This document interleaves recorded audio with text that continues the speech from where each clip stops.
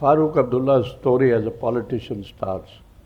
Now, a man who wanted to be a bridge between Srinagar and Delhi, Delhi never gave him that much credit. And I have felt that all along that Farooq has been hugely wasted by Delhi. He was a leader who we could have used in so many ways. I feel he should have been in Rashtrapati Bhavan just now.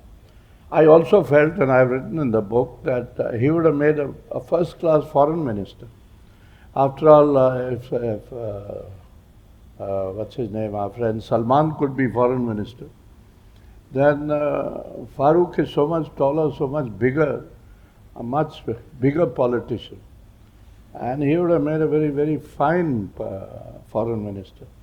But Delhi में कभी ऐसा किसी ने सोचा नहीं, they didn't trust the man. And the thing is that Farooq, Delhi could not get to know Farooq. And Farooq never allowed you to get to know him. He also liked to keep you at a distance. You know? If you understand me, good. If you don't understand me, too bad. आप जहाँ हो वहाँ रहो.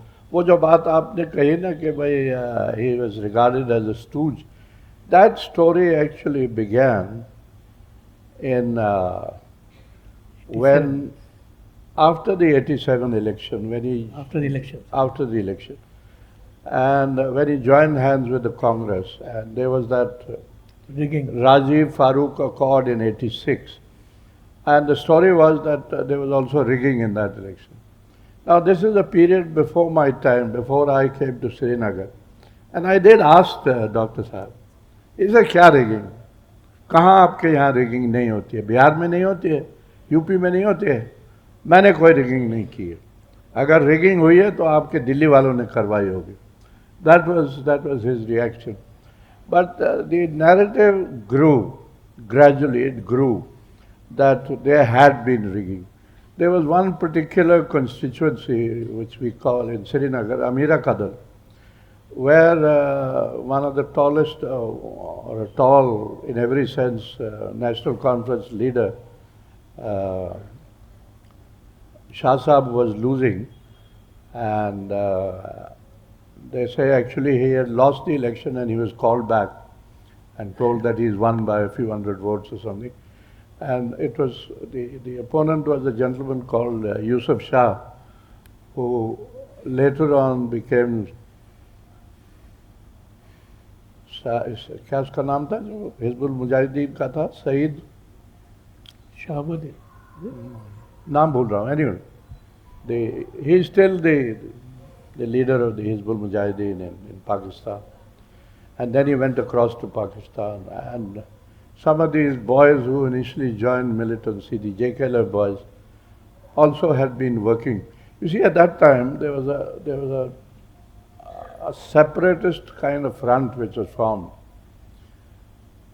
against the Congress and the National Conference. It was called the Muslim United Front. Widen a bit Singha Saab's question. Why and how was this mistrust between Delhi and Farooq? What was the history of it? And it was there. And in the sense, he explains it, you explained it in the book, like Sheikh Saab was very sentimental.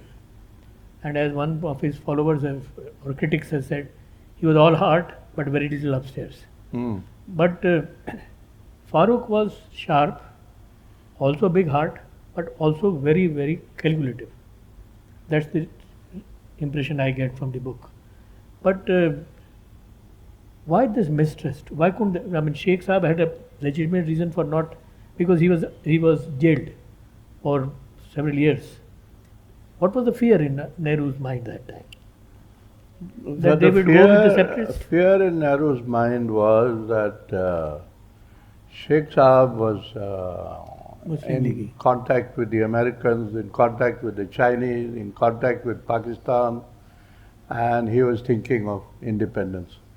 But there's a very interesting book. Now, if Sheikh Saab was thinking about independence, I wouldn't know it much before my time.